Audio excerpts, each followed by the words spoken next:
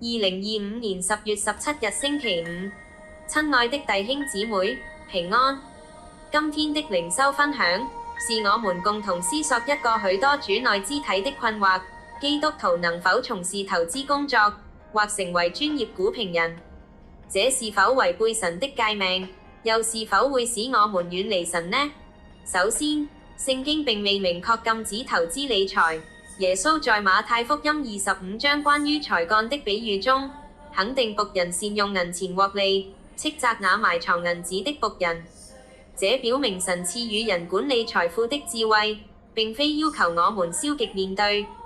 投資本身，可視為對社會發展的參與，透過資金流動支持企業創新，創造就業，是管家職分在現代經濟中的實踐。然而，聖經對貪財發出嚴厲的警告，貪財是萬惡之根，提前6章10節。關鍵不在於投資行為本身，而在於我們內心的動機與實踐的原則。一檢視內心，誰是主人？投資是為了榮耀神，善用資源，還是被貪慾所驅動？當我們晝夜思想股價漲跌，心中充滿焦慮貪婪，投資已成為取代神的馬門。要時刻自省，我仍是金錢的管家，還是已經成為他的奴僕？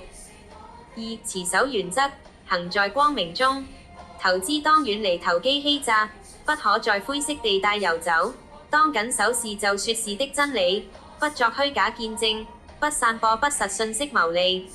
股評人更當堅守誠信和遵守專業操守，切勿成為股票市場造市的幫兇。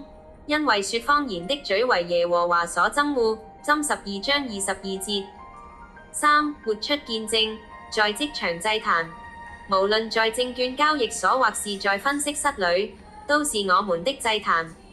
當以專業盡責見證信仰，以憐憫心關懷市場中的弱勢，在追求利潤時不忘公義，在分析趨勢中持守真理。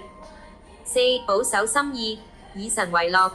最危險的不是投資虧損，而是心靈的迷失。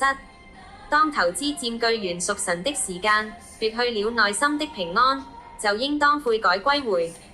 要紀念你的財寶在哪裏，你的心也在哪裏。太6章21節。親愛的弟兄姊妹，神看重的是我們與他的關係。無論從事何種職業，關鍵在於我們是否盡心、盡性、盡意愛主你的神。